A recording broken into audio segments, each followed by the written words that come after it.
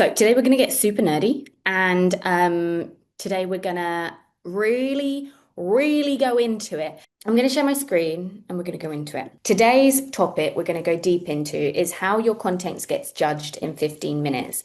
Now, this is a super nerdy topic, okay? I'm not going to be talking about the comments that you get and the likes that you get. We are going deep today. But before we get there, you need to understand who I am and why I'm here. So the first thing that you need to understand is that I am here in a capacity of two companies.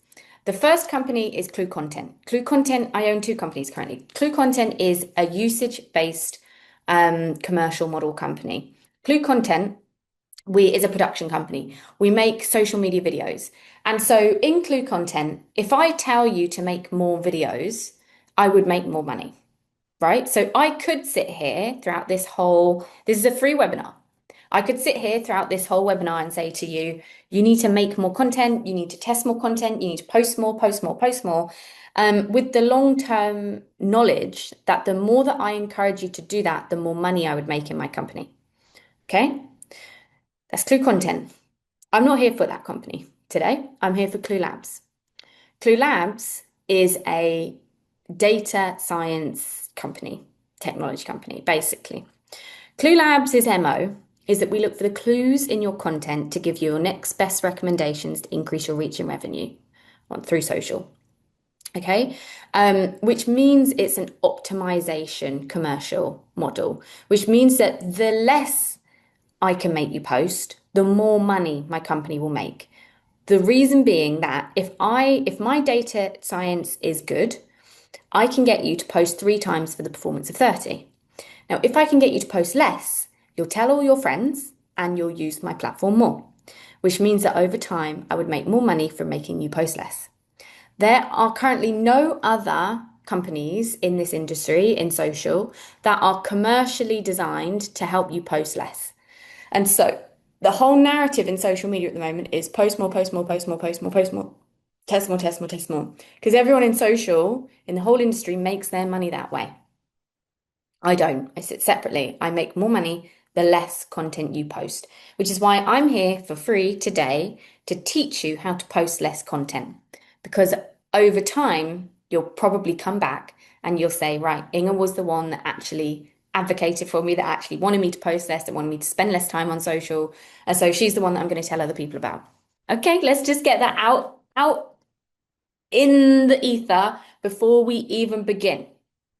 Of course, I've got the background of all of being in social, owning companies. You'd hope that someone has that from a webinar that they're providing you. But the other background that you need to be aware of is that I come from a family of 2 generations of computer programmers and software engineers. I learned about AI algorithms and data architecture when I was 8.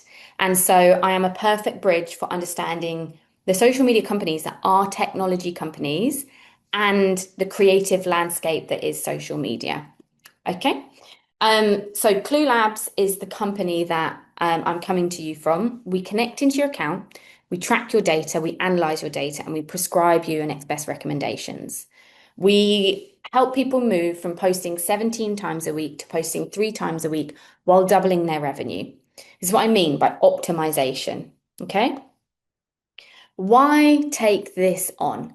This is a huge topic, and I'm the only one sitting here going on and on and on about how the algorithm works properly.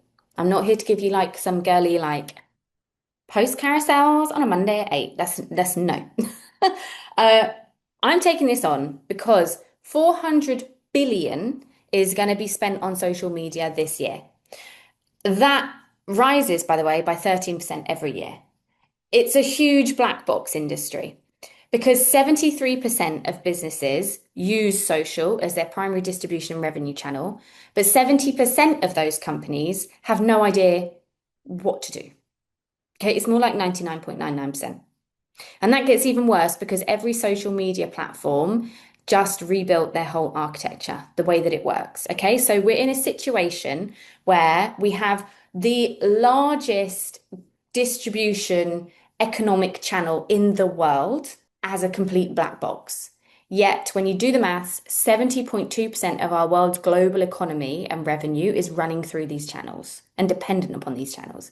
And nobody knows how the fuck they work. That's why I'm here. It's a huge problem. It's a huge, huge problem.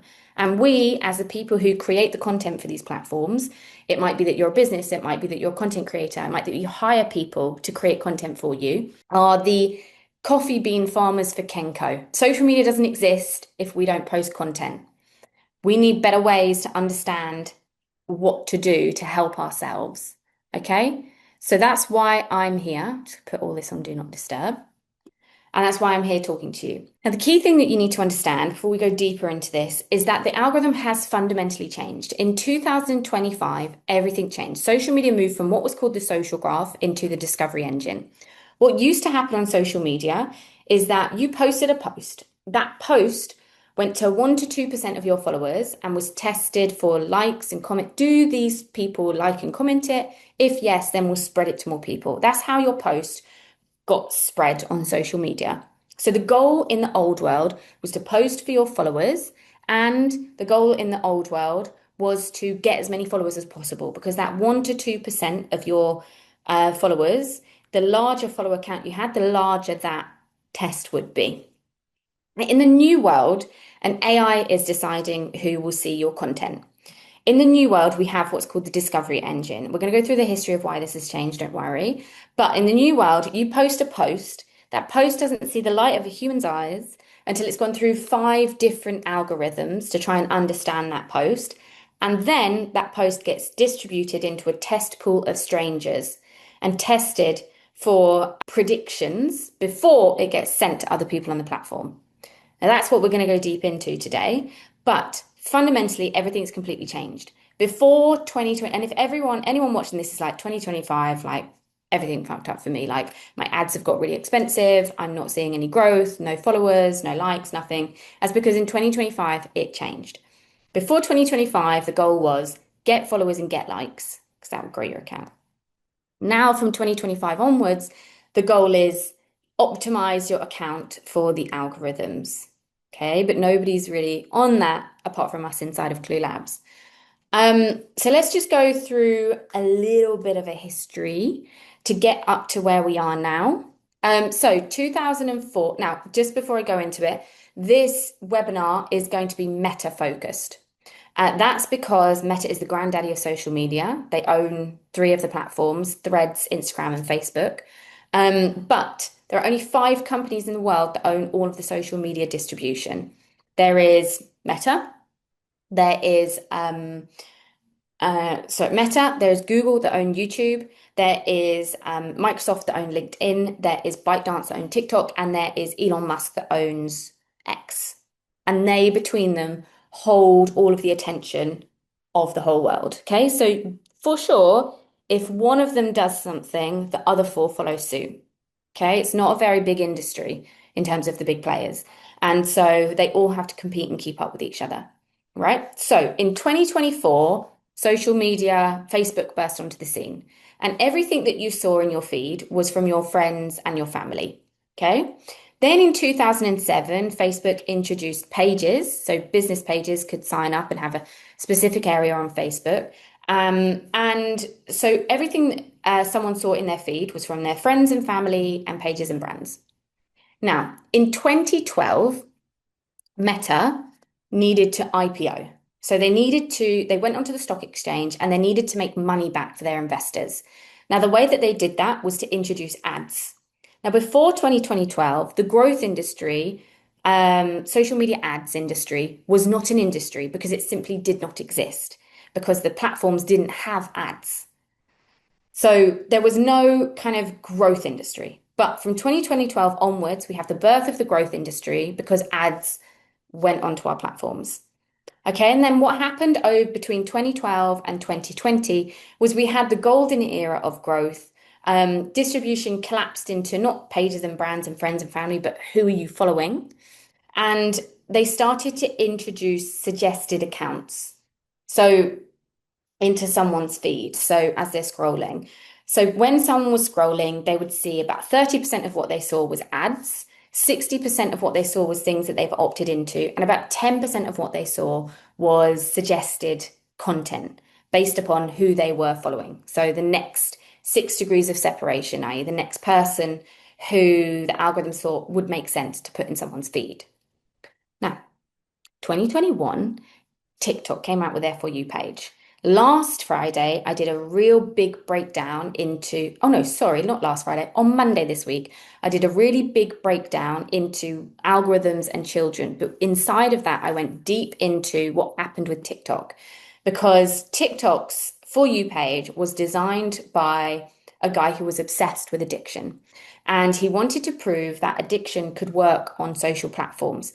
So he came up with this forever feed where you could see stuff without ever opting in to see things and without ever clicking the follow button. Now, he tested this on rural and impoverished people in China, and it worked really, really well. And so ByteDance adopted it and turned it into the For You page. Every other platform freaked out about this because they suddenly saw that there was a way of providing content to people without them opting in. Because actually, what people are opted into, but what they're truly interested in, are two very different things. The way that we present ourselves in public, i.e., I've followed this person, I want to see their stuff, is very different often from how we present ourselves in private or our innermost subconscious thoughts. And so, if we, as a platform, could tap into the subconscious desires of people, they would be able to keep people on the platform for longer because they would be truly showing them what they were interested in, not what they'd opted in to be interested in. Slight difference, huge difference in the way that people would consume social media. So from 2021 to 2025, all the big social media platforms poured a huge amount of money, time, investment, engineering into changing the whole code base of their platforms to be discovery engine first, which means that they all represent the TikTok For You page. Okay, so then we get to a situation in 2025 where, as someone who's scrolling, you only actually see 15% of what you've opted in to see, and that is getting smaller and smaller and smaller. 30% of what you see when you're scrolling is ads. 10% of what you see when you're scrolling is suggested, so that 6 degrees of separation theory. But 45% of what you see when you're scrolling is new creator content that you haven't opted in to see, but that has been placed there by an AI algorithm. Which means that for a business, I've got all the receipts, by the way. I'm not going to go into the receipts because I'm going to go into the receipts next week. But this, as everything that I'm telling you has been confirmed by investor documentation, engineering documentation, and patents. Okay, I'm that nerd that goes deep. But what this means is that your followers don't see your content anymore. It's a huge fundamental shift. Now, because I tend to be meta focused in these sessions, I've brought in a little bit of LinkedIn here to show you that it's really, really the same. The only difference between platforms is weighting signals, which we're going to get into later. Just store that in your memory. But the only difference between platforms is weighting signals and the titles that they give their algorithms. LinkedIn is called the economic graph. Instagram is called the discovery engine. They're the same things. They just can't name them the same thing because they are, there's IP around them. But also, what's also happening in these top big companies is that they are poaching and sharing engineers amongst each other. So they're bringing in, that's why they pay people like 2 million for coming in and being an engineer. It's not because they are worth 2 million, it's because the knowledge of the system that they created in a different platform is worth 2 million to the new company per year. Okay. There's a lot that goes on that people on social just aren't really aware of because social media is seen as this like creative industry, but it's truly not. Which means that as someone who's posting a post, if you felt like no one sees you anymore, no one clicks on your thing anymore, it's true because your followers just truly aren't seeing your content. A year ago, when you posted a post, you had a 60% chance that that post would end up in one of your followers' feeds. You now have a 2% chance, which is a huge, catastrophic drop in discovery for businesses, where you've gone from being posting for about average amount of like about similar amount of strangers, but mostly your followers. And everyone knew that you kind of go for comments and likes and you grow your follower base. And that was how it worked. And that was how you got more interaction, traction, sales from your social media account. Now you are posting 2% chance of seeing a follower, but everyone is still posting in the same way that used to happen because nobody's had this shift absolutely mapped out to them. Okay? So today what we're going to do is go deep into the journey of a post through the algorithms and how it gets reclassified and understood and then pushed out into feeds within 15 minutes. So I'm going to just cover this one in a moment, but what happens is that you post a post and it goes into an algorithm called content understanding that tries to read, what is this about? What is this post about? Then it's like a little factory of your post. Then it goes into an algorithm that's called user embeddings, which job is to think who is likely to care about this post. Your post then goes into a factory algorithm called the interest learner, which job is to think, will they want more like this? And then your post goes into multimodal ranking, whose algorithm job is to think, is this post good? Now, your post still hasn't seen the light of a human's eye, by the way. All these things happen when you press post. All those things happen within milliseconds of you posting that post. There's a lot. We're going to go deep into it today. That's what today's session is about. But then the first moment that your post sees the light of a human eye is in the Discovery Engine algorithm. The Discovery Engine algorithm's job is to put your post into a test pool. Based upon everything that it's learned, it pulls that all together and says, right, this post, we know what it is. We know who's going to care about it. We know that they're going to want it. We know how it's going to perform. Let's test if that's going to work in the way that we think it's going to work. So they put your post into a test pool. Now, if the test is successful, your post then gets shown to more people. If the test was not successful, your post just gets retired. It will still be in your grid, but it won't be in anyone else's scrolling feed. Okay? That test pool is really important. The old game used to be, you still had test pool before, but the old game used to be that test pool was simply 1 to 2% of your followers, and it was tested for likes and comments. Very, very simple, very effective for the old way of social media. Okay, so the job for you to get a larger account, for you to make more sales, for you to get more followers, was to make sure that you had as many followers as possible so that test pool was as large as possible, and to optimize for likes and comments so that test pool gave positive signals, and then your post went out to more people. The new way of social media workings is that test pool isn't anything to do with your follower count. It is a presumption and a prediction on who will like this piece of content out of all of the strangers that we've got on Instagram.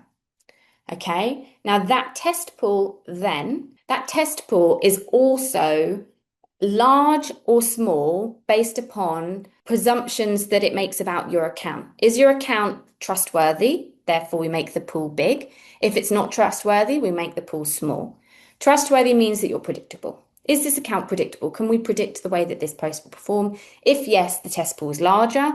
If no, the test pool is smaller. And then it also is either lenient or strict.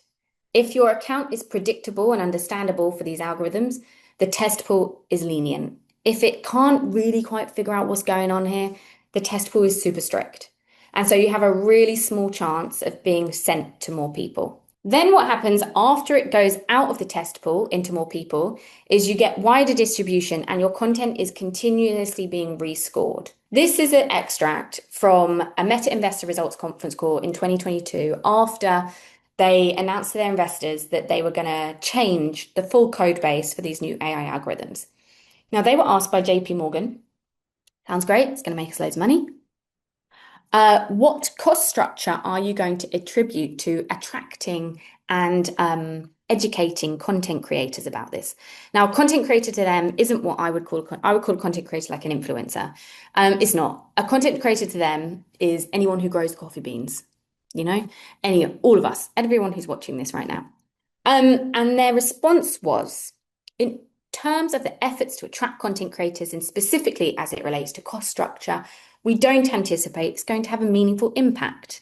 which means that they are telling their investors that truly supporting everyone that makes the content to know what the fuck's going on doesn't cost them anything because they're not going to do it. The reason being that people who are guessing post more. Now, these platforms need as many posts as possible to be able to keep rolling, keep going. People who are confused about what works are more likely to spend money on ads. And then people who are spending money on ads but still lacking clarity are more likely to increase their reliance upon their AI ad systems that are coming into play called Advantage Plus and Andromeda.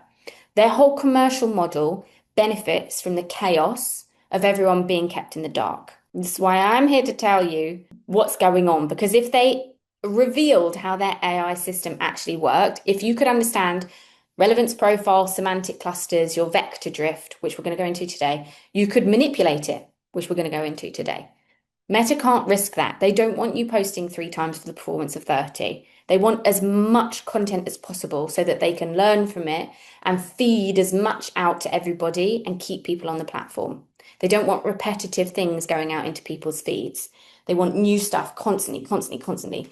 And someone who is scrolling quicker than one person can create. So they need a huge amount of creation to happen to keep up with the scroll, especially as people are scrolling quicker, you know? So at this point, I'm going to lean into the educational piece of this. We have 3 options. The first is to boycott social media completely, because we can sit here and say, this is totally fucked. They're manipulating us. They truly are. All of us that create content are being withheld the truth so that we will create more. We could continue to post blindly. You could say to me, listening, this sounds great, but it's too complicated for me. I'm just going to carry on with what I was doing before. That's fine. But when I get into it, you're going to understand that doing that is seriously harming your account and will eventually mean that you end up completely invisible.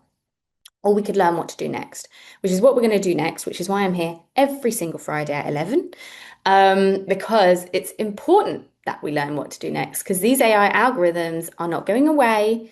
They are increasingly valuable for these companies, and they are going to determine what the next 5 years minimum of social media looks like. And just the one thing to note on that is that I had a question the other day, someone saying, oh, don't they just change their algorithms all the time? So how are you going to keep up with this? They don't change their algorithms all the time. Like I said in the history, they introduced ads once in the whole history of their social media thing, and that created a whole industry of growth. They have changed their AI algorithms once. They update features, they change the weighting slightly, but true architecture of an algorithm has been changed once, which took them 4 years, from 2021 to 2025. And it also took them a huge amount of resource, which is why now, if you follow tech news, Meta, for example, just laid off 10 million members of staff. The reason being that it took that 10 million to rechange the algorithm structure. They've done it now, so they don't need those people anymore, so they get rid. And so it is truly going to determine how everything works moving forwards. So let's go into it. So let's talk about how your content gets judged in 15 minutes.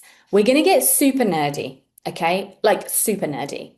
We're going deep into the data science here. There are some things that are really, really deep. And so, but what I want you to understand, truly what I want you to understand, once you click post, you are completely out of control of that piece of content. The only bit that you can control is the creation of that post. And you should be trying to create that post with the most amount of knowledge for what you should create, which is exactly what Clue Labs gives you. Once you've posted it, as we'll get into, you are really not in control. Anyone who says that you are is not. Any kind of engagement hacking, spam botting, all that will do is damage your account relevance score, which we'll get into. You are not in control. The only thing you're in control of is what you post. Let's go into it. Firstly, let's look at a definition. These algorithms are AI algorithms, which means that they work in 3 ways. An AI algorithm is a set of rules and mathematical instructions used by a computer to process data, recognize patterns, and make decisions. These AI algorithms, artificial algorithms, are quite new. They're not as new as everyone thinks they are. They've been around since I was two, 20, 30 ages, right? The first ever AI computer was in the World War II with Alan Turing. If you looked at that, that was a set of rules and mathematical instructions used to process data, recognize patterns, and make decisions, which is how Alan Turing helped us win the war by decoding German messages. That is the original AI algorithm. Traditional programming follows rigid human steps, human rules. AI algorithms are designed to adapt and learn and improve over time from new information, which is why they are perfect for social media, because social media has humans. Humans are hard to track because we are very complex. There are no computers in the world that can understand human consciousness, human behavior, human decisions. And so, in order to slightly get there, the best way to slightly get there is to use AI algorithms to track human behavior. Social media is human behavior on a massive scale. And so, in order to place the next best thing, they need to use AI algorithms to understand the human behavior that happens. This is why my company is now doing really, really well, even though I've been tracking this researching it for probably about 4 years, creating my own systems for about 3 years. Because before, with the social graph, that was all humans, humans, humans. And in order to track humans and predict human behavior, you had to have a huge, huge, huge, huge. You can't do it, basically. I can't do it. I don't have enough data. I could infer, but it would never be accurate. Now, I have AI algorithms, which means that I don't have to track humans anymore. I can just track the way that the algorithms are working, which is more systematic, more pattern-led, and more regular, which is why I've been able to create the technology I have. Okay. But before we get into it, there are three key types of AI algorithms that we're going to have to understand. They generally fall into three main learning categories. The first is supervised learning. They are trained using clearly labeled data. So, for example, this is right at the beginning. AI algorithm fed thousands of images that were marked and tagged up as cats and not cats, cats, not cats, cats, not cats. The algorithm learns the rules and can now classify something that it gets independently. So it sees a piece and it's based upon all of its learning. It's like, oh, that's a cat. Oh, that's not a cat. That's a cat. That's not a cat. Okay, these are gates that it goes through. Supervised learning, which takes a huge amount of time and is very human led. The way that these companies do supervised learning is they have huge human workforces in countries like the Philippines, like China, like India, and they set huge amounts of people and they sit them down at the computer. Their job is to just tick cat, tick not cat, tick cat, tick not cat, over and over again, with multiple things, not just cats.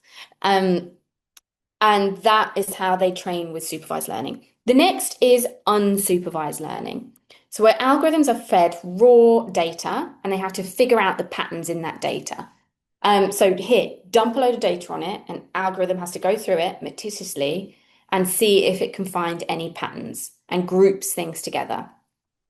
And the third learning category is reinforcement learning, which is very, very important for what we're going to go into today.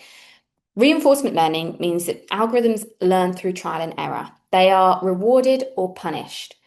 They are rewarded for making correct decisions and penalized for making the wrong ones so that they can achieve a specific goal over time. Social media algorithms have the reinforcement learning around keeping someone on the platform. Basically, does this piece of content keep someone on the platform for longer? If yes, positive.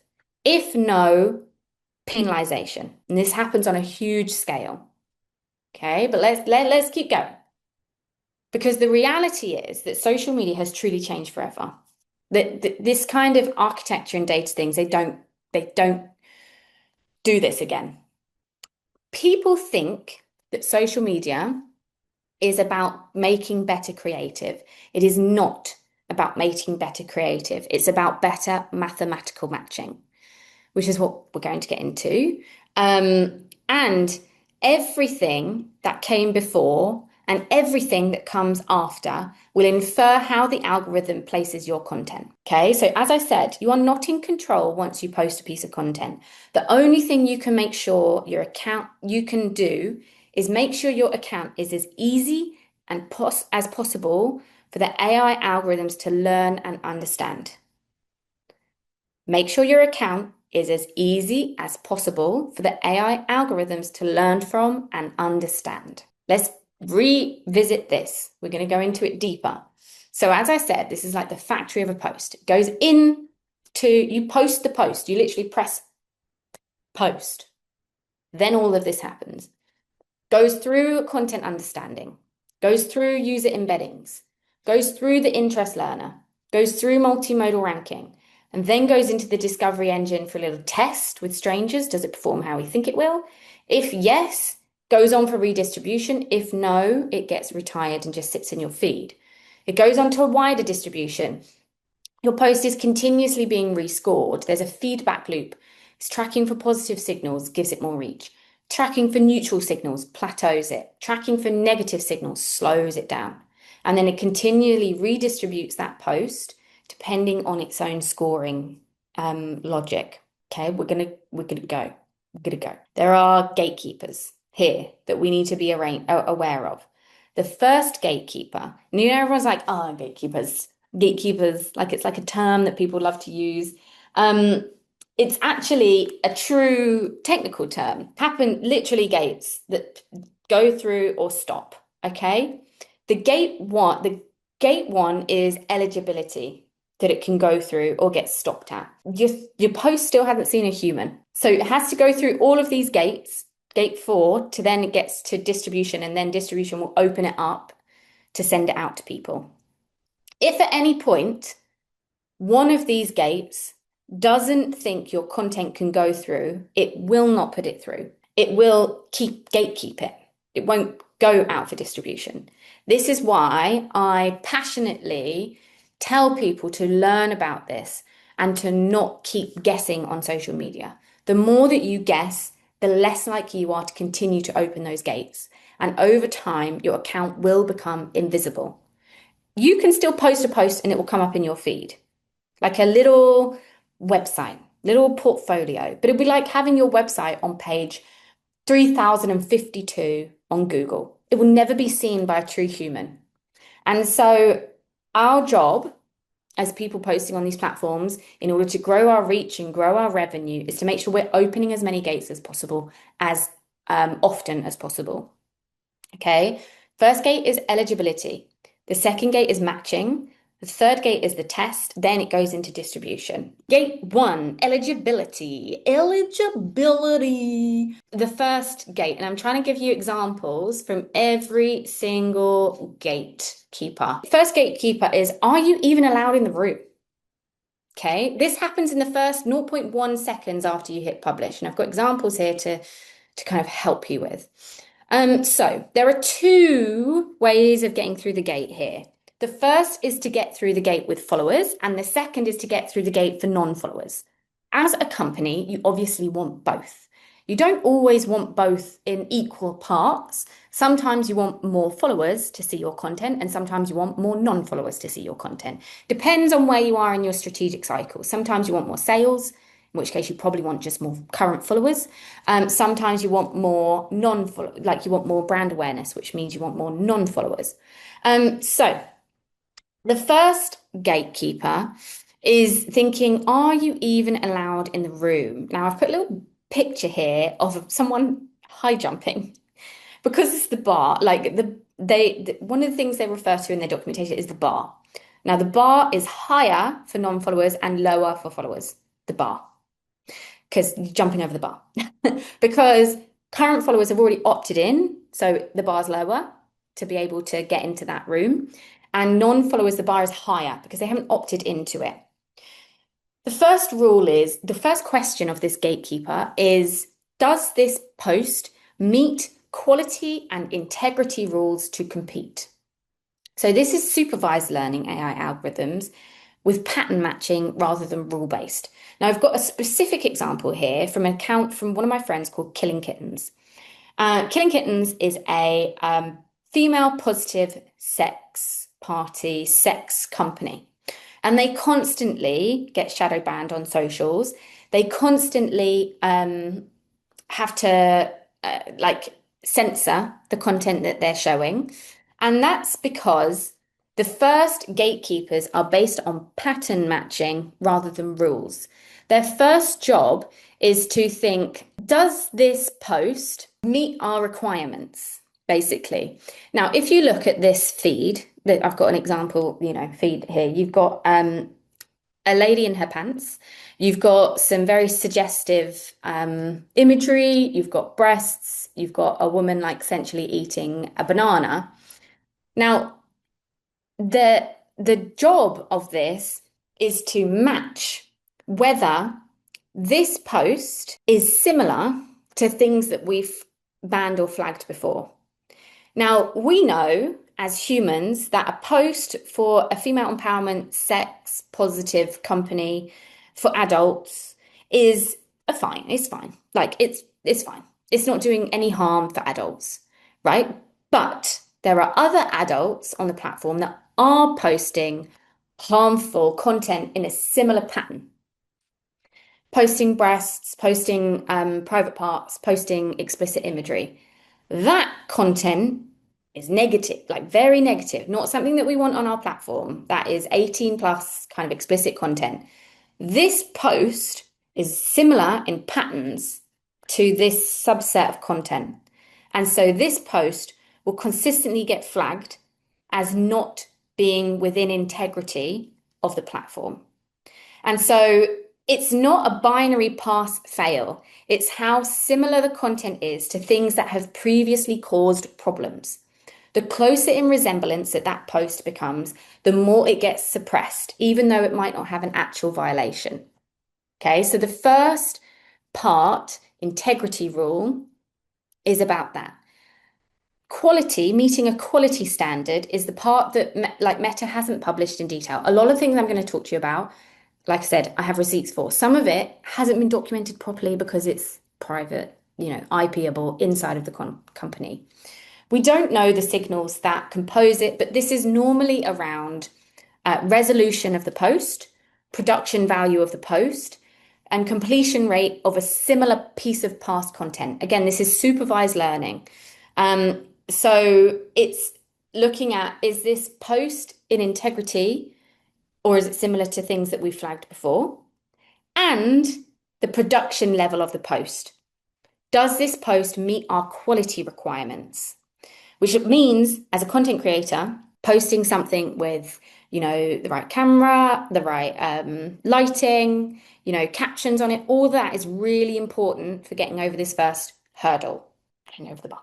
If at any point this first gatekeeper is like, nah, based upon patterns, not rules, it won't open the gate. Now imagine it does open a gate, so it's like, okay, cool, this post is good to go through the gate. It's quality and it's in integrity with the stuff that's going on the platform at the time. Moves through the gate. Next gate is matching. The thing to say about the gate before is that the bar for followers is lower and the bar for non-followers is higher. So a post might get through followers, but not non-followers. Okay, which is why an account, let's just go back quickly, an account like Killing Kittens will never really grow anymore in follower base. Before, with the social graph, when it was people determining it could grow in follower base because it was humans making the decision and then it was making judgments based upon the human's decision. Now, an account like this will be fine with current followers, be fine with making sales, but for true brand awareness, they're probably going to have to look somewhere else, at a different way of attracting people in, which is what you can see on the account. Actually, they've moved into more founder-led content. Just putting Emma, who owns Killing Kittens, out there to attract people for the non-follower base. Talk around other subjects that hit their ideal client. Okay, The next one is the next gatekeeper is a matching gate. Now, this gate includes three of the algorithms we've discussed: content understanding, user embeddings, and the interest learner. Now, the previous one did have content understanding, but it was a super cheap way of doing content understanding. This content understanding is super expensive. It's very in depth. When I talk about things like expensive, these companies, they have budgets, and they have resources that they need to keep to. The more confusing and the more complex something is, the more budget and resources it needs to have. The less confusing and complex something is, the cheaper they are. Okay? So this section of gatekeeping is where the system stops asking, is the content eligible, and starts asking who is for. So it's taking everything that passed through gate one, billions and billions and billions of posts, and narrowing it down into a short list of candidates for every person that's on the platform. These algorithms are account focused first, not content focused first. They care more about a user, someone scrolling, than they care about someone posting a post, which is why they create things more for the person that's consuming social media than creating anything for us who make the posts.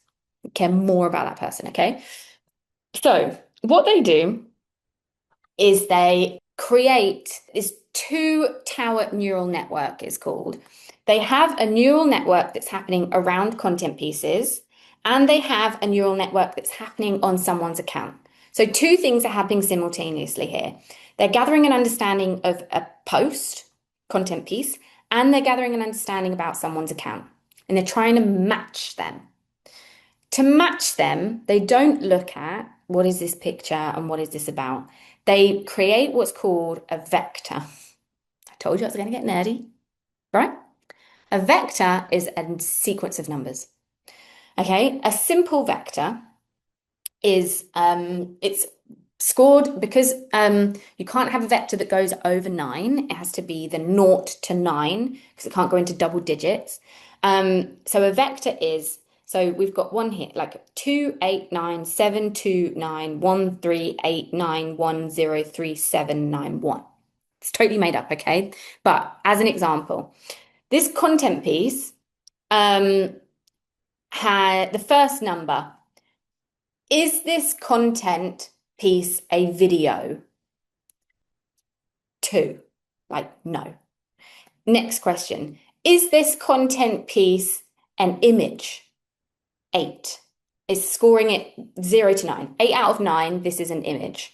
Is this content piece probably a graphic? 9 out of 9.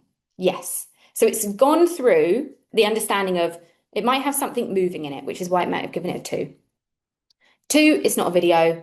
8, it's a static image. 9, it's a graphic. Okay, right. Is this content piece an emotion for anger? 0 to 9. 7. Is this content piece about men? 2. Is this content, do you see, a vector is this. It's a sequence of numbers that have individual scorings from 0 to 9 to create a fingerprint vector of that piece of content. Simultaneously, this is happening in someone's account. So your account, everybody's account, has a vector that isn't as complex as a content piece because someone's account doesn't change. Every time you create a content piece, that has to have a vector on it. Every time, every time, every time.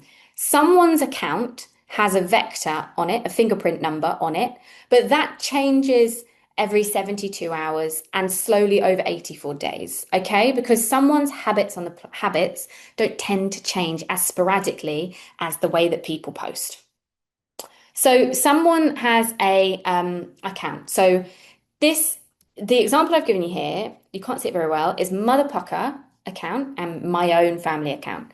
They're trying to make sure, can we trust that this piece of content delivers on our needs and can place it in this person's feed and they will spend time on it. So we've got the feed here of Mother Pucker, where it's all about parents, mothers, quick pieces of content, emotionally led pieces of content. And then they've got my account here, was the only time you'll ever see my personal account on social, right?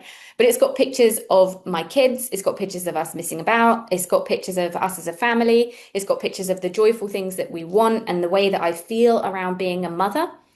This Mother Pukka account content piece is highly similar to my personal interests on my account. And so my vector on my account might be 289789158910310, which is really similar to this content piece vector 228899772 fine 991135 slightly different 8899110033 7 1 different 9 same 1 0 different. See, it's very similar, and so that the gatekeeper can trust that that piece of content can go out to that person and it will match because their fingerprint vectors match. There's a lot that goes on in the gatekeeper matching. It is the most IP'd section. It has the most patterns around it because it is the most expensive area of what they're doing. This is where the content understanding algorithm sits, the user embedding algorithm sits, and the interest learner sits. Okay? This is why it's truly important for you as a content creator to understand, as soon as you post that post, you are completely out of control of it. That post has to match the needs mathematically of someone's account. Which is why you have to really think about what your ideal person's account mathematical could possibly be. You'll never know. I'll never know. These are educational numbers. What I do know is that every single thing has thousands of numbers attached to it. A normal vector in a small learning model has about 6 numbers in a vector. On social media, it is thousands per vector. It's huge. My job in Clue Labs is to try and reverse engineer all those vectors to make sure your next piece of post matches the assumed vectors of your ideal client. That is what we're doing. It's long. Anyway, next. So it goes part 3, the gatekeeper. We've gone from millions of posts and we've got, all of them have got vectors. All of the accounts have got vectors. And then we're going to do a test. So this is where the discovery engine comes in. This is where the interest learner and the discovery engine meet. This gatekeeper is it good enough to show? Right, we've got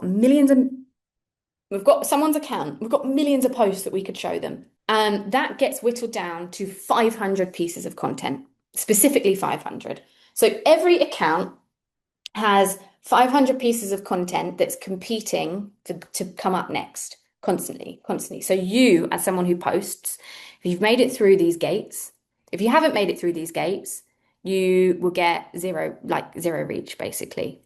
If you have made it through these gates, you are competing with 500 other pieces of content to get into that person's feed. The best chance of getting into that person's feed is to be one of the first ones that comes up, because as they scroll, they're more likely to fuck off and do something else.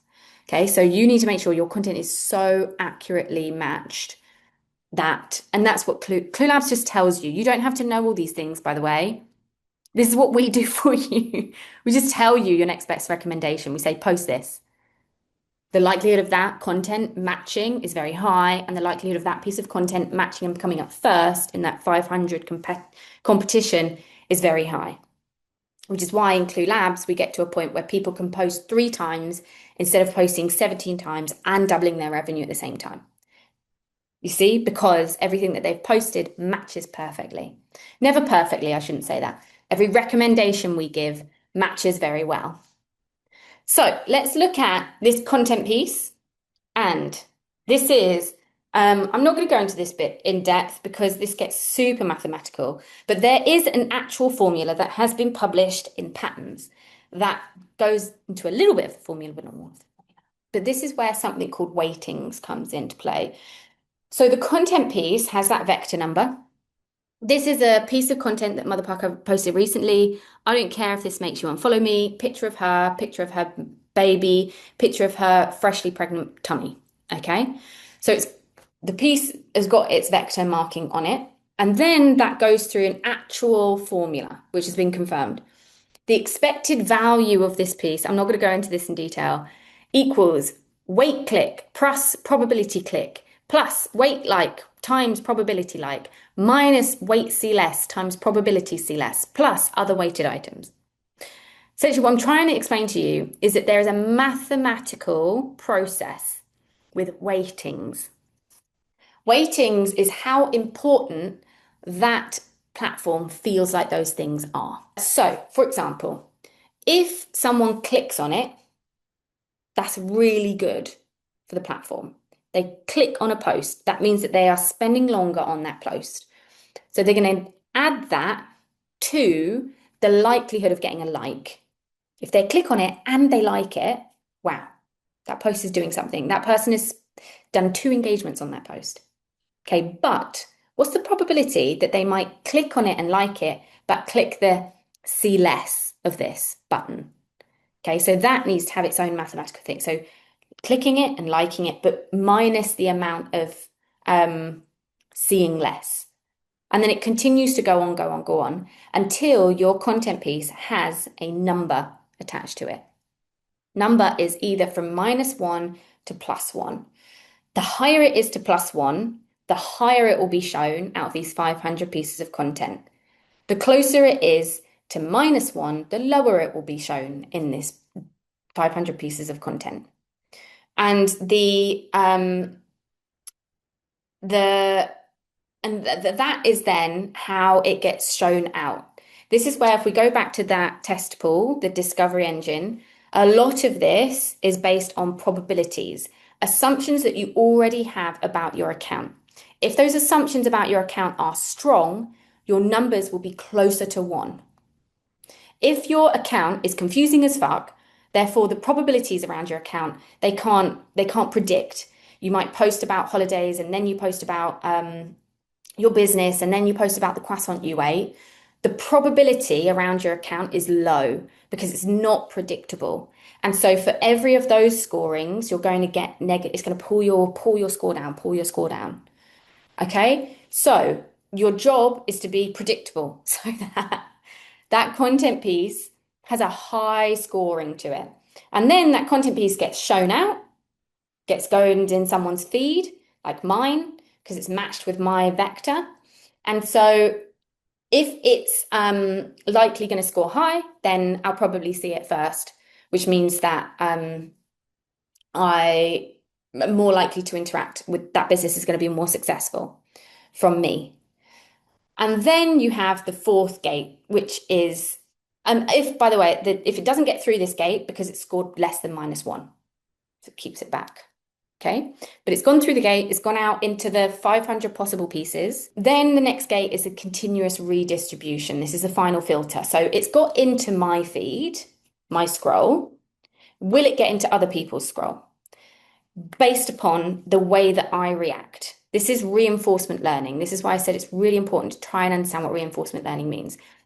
If I see that post comes into mine, it's one of the top ones I see, so it performed really well in its assumption, so it's the first one I see.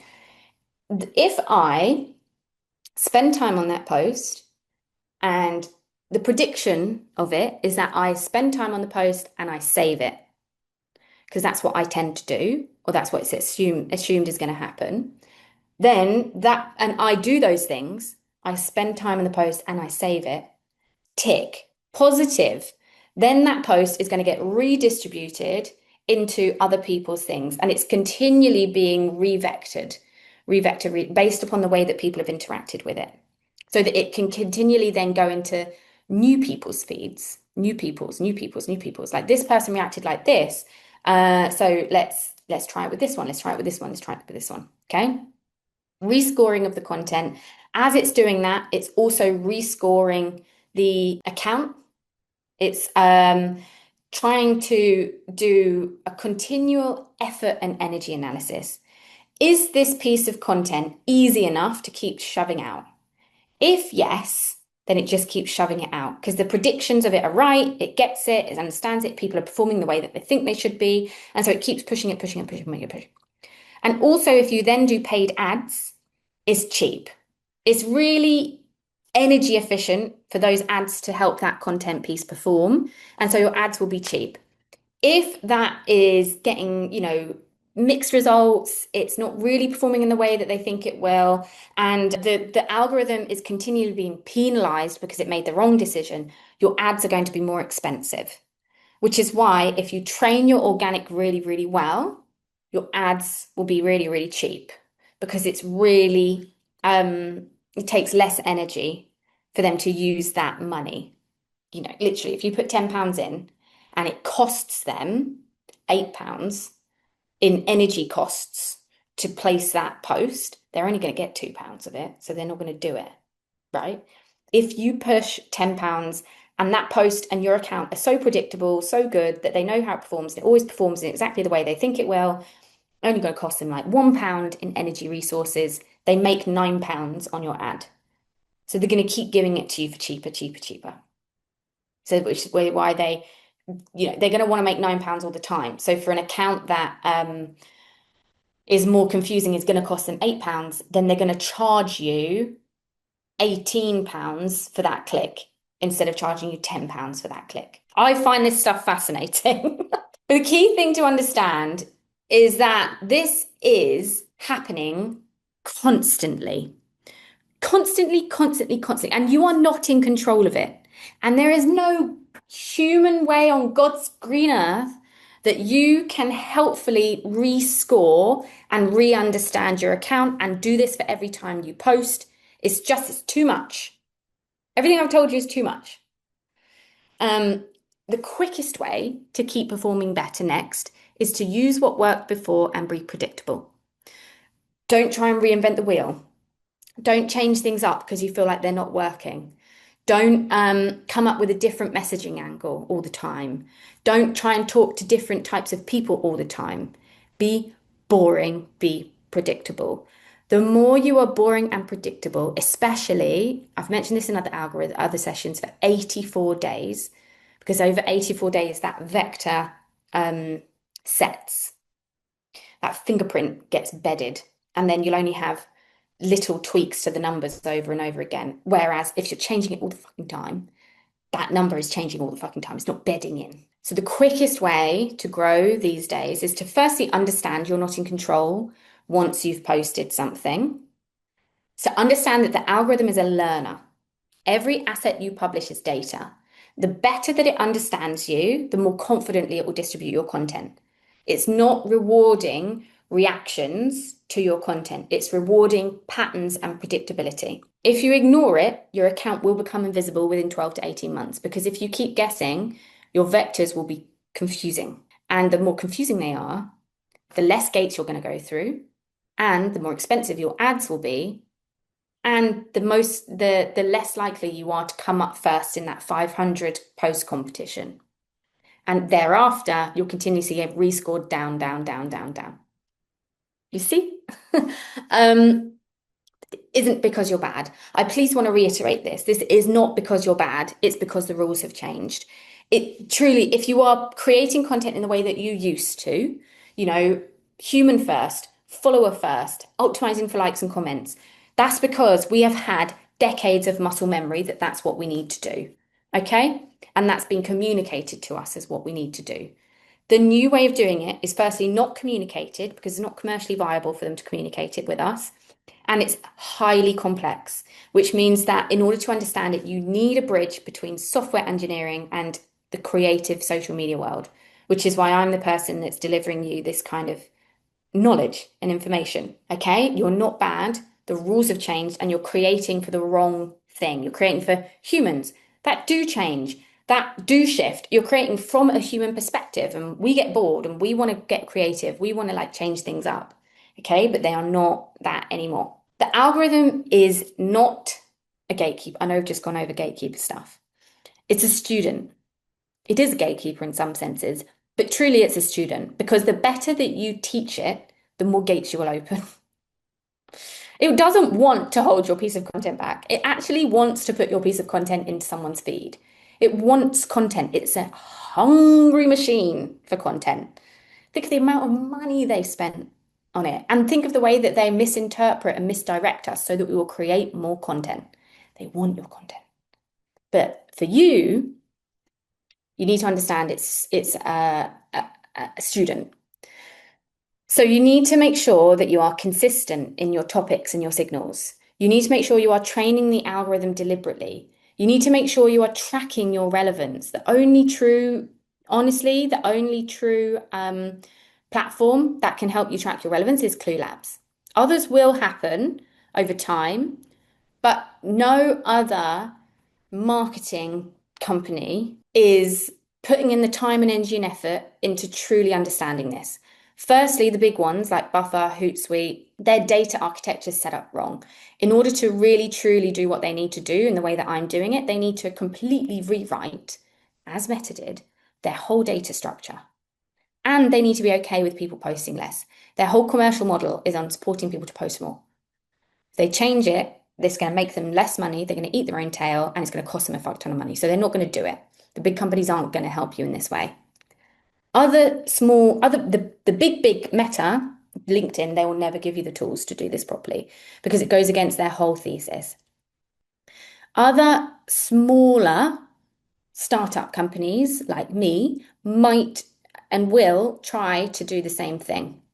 But you have to trust that they know the data and can communicate it in the same way that I can, and that they want the best for you rather than just VC returns. Okay. And you, as a person yourself, you could create something in Lovable. You could try and pour as much data as you can into ChatGPT to get you to know what to do next. But you need advanced access to your analytics to truly be able to do this, which is application only APIs.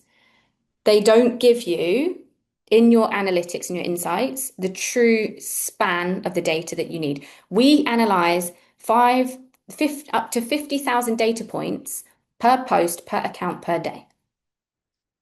It's too much. Also, you shouldn't have to. So that's why I built Clue Labs, so that you can stop guessing, get a clue, and know what to do next. So it's as simple as that. You don't have to worry about all of this stuff.